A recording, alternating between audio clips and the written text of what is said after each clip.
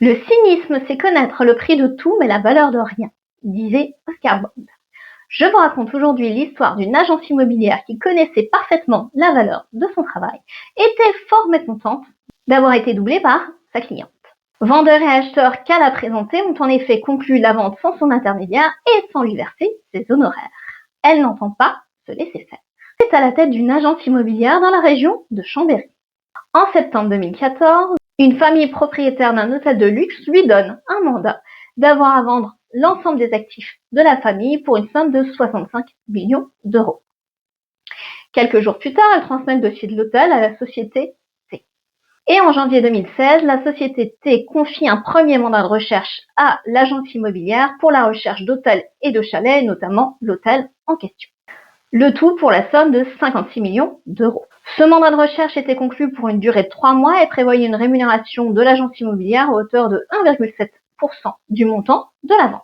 En mai 2016, la société T confie un nouveau mandat de recherche à l'agence immobilière portant sur des chalets, plus précisément un chalet dont elle lui avait déjà parlé appartenant à cette même famille. Le mandat est conclu pour une somme de 7 millions d'euros pour une durée de 3 mois et prévoit une rémunération de l'agence immobilière à hauteur de 5% du prix de vente finalement conclu. La vente intervient finalement en 2018. Mais vendeurs et acheteurs indiquent au notaire que la vente s'est passée en dehors de tout intermédiaire. L'agence immobilière se rapproche dès lors de la société T pour tenter d'obtenir amiablement le paiement de sa commission.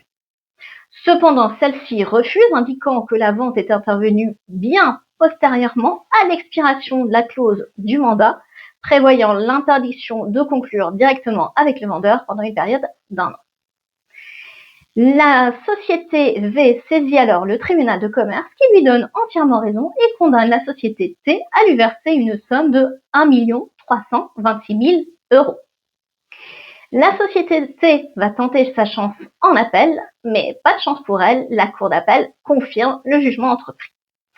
Mécontente, la société T forme un pourvoi en cassation. Elle invoque 2 arguments. Le premier, le mandat de recherche n'indiquait pas le lieu de délivrance de la carte professionnelle de l'agence. Et par suite, il était nul. Deuxième argument, la vente avait été conclue sans l'intermédiaire de l'agence, à une période où le mandat et la clause pénale y insérée étaient expirés. À votre avis, a-t-elle obtenu gain de cause?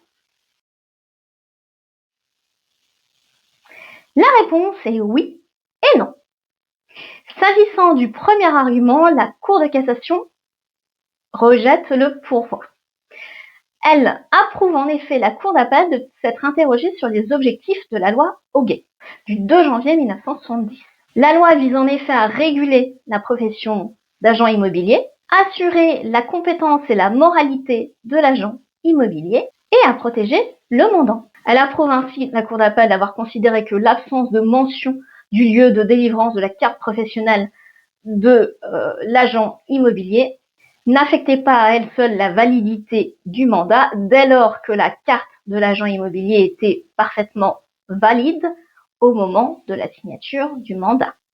S'agissant en revanche du deuxième moyen soulevé, la Cour de cassation casse l'arrêt d'appel. Là encore, elle se fonde sur la loi Hoguet.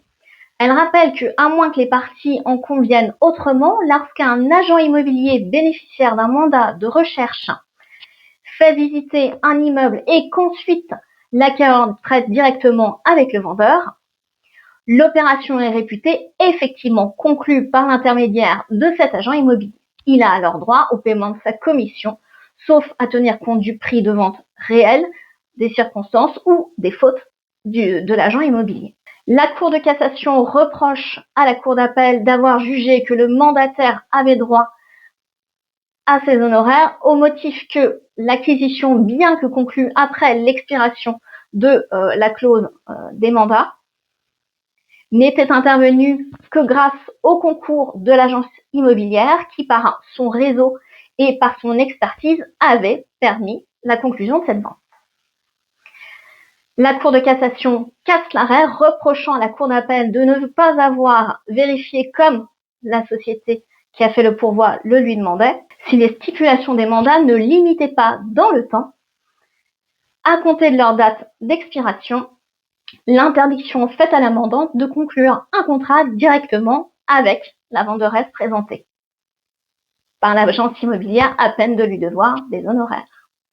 La cour d'appel de renvoi devra donc se prononcer sur le droit à commission ou non de l'agence immobilière. Affaire à suivre.